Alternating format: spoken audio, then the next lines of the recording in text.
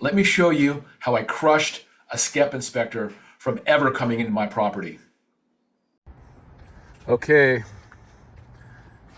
as you guys may know, I own a triplex in Westchester, and I just got my SCEP notice, and I'm going to document this and show you how I keep those bad boys out of my property.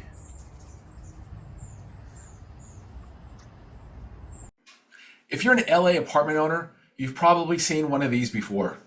It's a SCEP inspection notice, and this is the one that I got from my building in Westchester sometime in May. So you've all seen these, inspection notice to all rental units, and my inspection was scheduled for July 15th, 2026, and I'm going to show you how I actually absolutely crushed these guys and got them to go away for the next 4 years. Now, if you've ever been on my YouTube channel, you've probably seen all the SCEP videos and how to refuse them that I have on my channel. If you haven't gone there yet, go to my YouTube channel at Derrick Ruiz on YouTube, and you can see a whole bunch of other information on refusing SCEP inspections. What do you do if you fail a SCEP inspection? What happens if you get your property in REAP? So go check out my YouTube channel for more important information for LA landlords.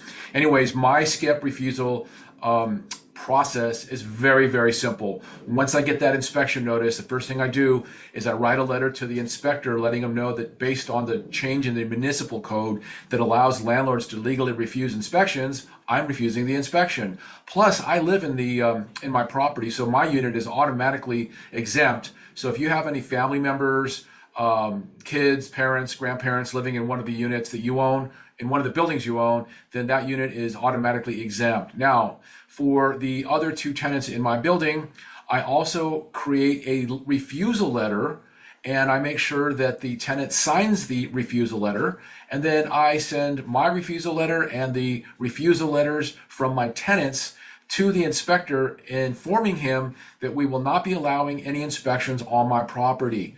Now, the city can get an administrative warrant, which escalates the situation a little bit more to get into your property, but there is a solution for that. I'm not going to talk about that in detail right now, but anyways, so again, the first thing I do is I get the tenants' letters prepared. I get them signed on DocuSign, and a lot of times landlords will ask me, Derrick, what if my tenant says no or whatever, Now, if you got a bad relationship with your tenants, they probably won't sign a letter.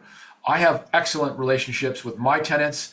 They're very cooperative. I take care of things immediately. If there's a problem, a plumbing issue, an electrical issue, whatever, I'm on it like Johnny on the spot, and I get it fixed. I get my handyman out here, get my plumber, electrician, roofer, whatever person I need. I get them out here to get everything fixed. So they love me. My tenants really, really appreciate all the hard work I put into keeping my building in good shape. I also find that most tenants don't want some strange inspector rummaging around their units. They just don't want anybody in there. Why would they? Now, it's even worse if they work during the day, because then they're gonna have to come home and be there for the inspection, and they just don't want it. So I find it's very easy to get most tenants to agree to sign the refusal letter. Let me show you what they look like. Okay, so here is the inspection letter that came from me. The address, case number, all that stuff. I've received a letter requesting entry into my property, blah, blah, blah. So due to Ordinance 18-5644, which amended the existing municipal code, I'm asserting my right to refuse entry into the property. I'm also the owner living in the unit, so I'm exempt. I also write my tenants are also asserting their right to refuse entry, and they will not be given permission for anyone to enter their unit. Okay, so here's one of the tenants' letters that I wrote that I got signed from my tenant Kim, and then I had Valerie sign it as well, and they were very, very happy not to have an inspector coming into their unit and rummaging around and causing problems. So this is really, really important. You never want to have an inspector in your building. If you own rental property in Los Angeles and you're dealing with SCEP, REAP, tenant issues, or rising costs, you're not alone, and you need to understand your options. I put together a landlord website and a landlord guide to SCEP and REAP inspections to walk you through all of your options.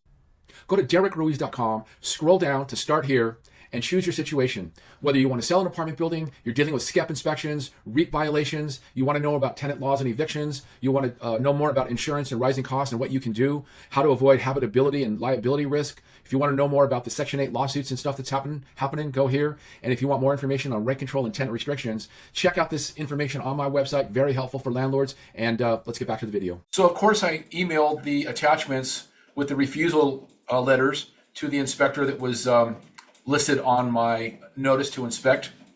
And then I went on vacation. And on vacation, I got a voicemail from Benjamin, the inspector, who wanted to talk to me. And I said to him, no, please just correspond via email. And I reiterated that we were not going to allow anybody into our units. My tenants did not want anybody in their units. And that was it. And so a couple days later, I get this response. Hi, Derrick. Looks like we are going to close the case and see you in 4 years based on the tenants didn't want the inspection. That's how I crush them, folks. It's possible. That's how I do it. And I recommend, again, not to let inspectors into your building. So this is really important stuff, folks. You never want to have an inspector rummaging around your units, coming onto your property and looking for problems or issues they can cite you for or require you to repair. Now, if you don't take good care of your building, you're going to have issues. But if you're like most landlords who take care of their buildings and take care of their tenants, you don't need inspectors in your property. Too many things can go wrong. Usually they'll cite you for stuff like cracked paint or chipped paint or cabinets that are not on their hinges correctly, or threadbare rugs, or flooring that needs work, or linoleum that's cracked, or whatever. Those are minor things, but so many of my clients, landlords that I know, have been caught up in the whirlwind of citations for all kinds of things. And it's really tough on landlords, especially senior landlords that maybe don't live in the property, they don't live near the property, they don't have a handyman, or they don't have contractors they can hire. They may not have a lot of money, they may not have family members that can help them. I've seen people go down this rabbit hole and just get sucked up into a whirlwind of chaos due to the city coming in for inspections. The worst part is when the inspector finds unpermitted things on your property, even things that have been there for 30, 40, 50 years. I had somebody that bought a property 35 years ago, and there was some kind of laundry room extension or something. I don't know. It didn't look unpermitted to me, but the inspector went and looked for permits at the LADBS, couldn't find them, cited my client to either get permits or tear it down. And my clients don't live in LA, and it just, they consulted a contractor and an architect, try to get it put together right, but it was causing a lot of chaos over there. 3 or 4 years later, they're still dealing with it, and it's just a nightmare. So that's why you don't ever want to let the city in. In my opinion, the city's there to look for stuff, look for code violations. Every time they come out to inspect something or re-inspect something, it costs like $225 or something. So it's definitely a moneymaker for the city. And a lot of times, landlords, especially the seniors that don't have a lot of resources or don't have a lot of, they don't have people to help them, they end up selling their building because sometimes the repairs are so egregious, they just throw in the towel and say, you know what, man, Derrick, just sell this building. I don't want to deal with this anymore. It's just causing me pain and suffering, and I'm in the doctor all the time. I got health issues and I just can't deal with it. So that's why I always tell landlords, always refuse your inspections. The city allows you to refuse inspections. It's completely acceptable. Again, the city can escalate and get a warrant. I see that happen about 20% of the time. Now, a disclaimer, this is not legal advice. I'm showing you how I do it. You have to consult with your own attorney, counsel, whatever, and contractor, and determine what your best course of action is. Again, I am showing you how I do it. It is possible. The city changed the ordinance about 2018 to allow people to refuse inspections. So if you do get one of those inspections notices posted on your building and mailed to you, don't panic. Call me. I'll walk you through how I do it.